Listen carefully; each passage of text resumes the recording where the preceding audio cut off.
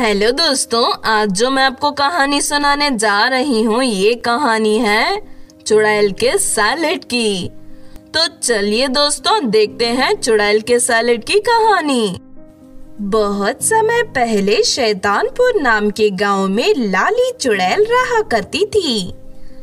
लाली दूसरे चुड़ैलों की तरह इंसानों को मार कर नहीं खाती थी, बल्कि वो शुद्ध शाकाहारी थी। इस बात से दूसरी चुड़ैल लाली चुड़ैल को बिल्कुल पसंद नहीं करती थी। अरे पता नहीं ये चुड़ैल हमारी दुनिया में कहां से आ गई, जब देखो तब इंसानों की तरह अनाज खाती है। हाँ, तुमने सही कहा। मेरी तो समझ में ये नहीं आता कि ये बिना इंसानों को मार के खाए जिंदा कैसे रहती है। देखो, तुम दोनों की सोच गलत है। इस तरह किसी को मारकर खाना अच्छी बात नहीं है। अरे जा, अपना ये भाषण किसी और को सुनाना। इतना कहकर कोमल और नैना चुड़ैल वहाँ से चली जाती हैं। इस तरह कुछ दिन बीत जाते हैं। फिर एक दिन अचानक वहाँ की सभी चुड़ैल बीमार हो जाती हैं। अरे पता नहीं ये कौन सी अजीब बीमारी हमारे यहाँ आ गई है, मेरी तो कुछ समझ में नहीं आ रहा। बीमार चुड़ैलों पर डॉक्टर की दी हुई कोई भी दवाई का असर नहीं होता है और सभी चुड़ैलों की हालत दिन ब दिन खराब होती चलती है। लेकिन दूसरी तरफ लाली चुड़ैल को कुछ नहीं होता।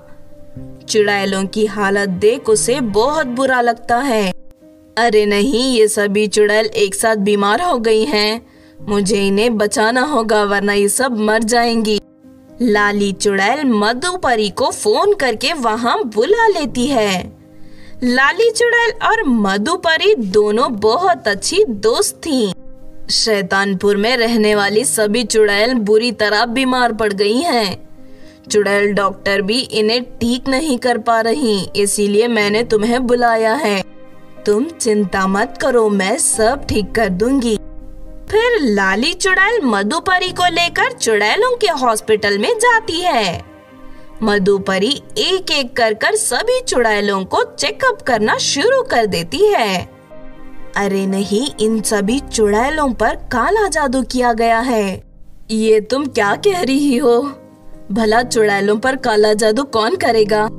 तभी मधुपरी अपनी शक्ति से सारी बात का पता लगा लेती है। देखो, पास वाले जंगल में एक जादूगरनी रहती है।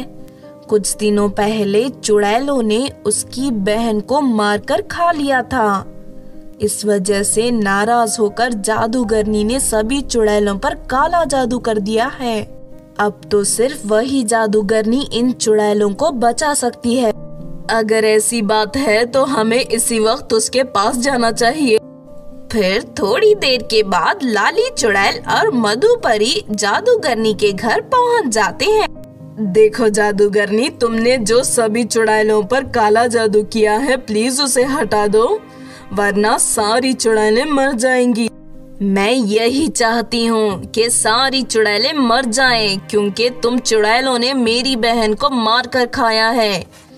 इसीलिए मेरे काले जादू की वजह से जब भी कोई चुड़ैल मांस खाएगी तो उसके कुछ दिनों बाद उसकी मौत हो जाएगी।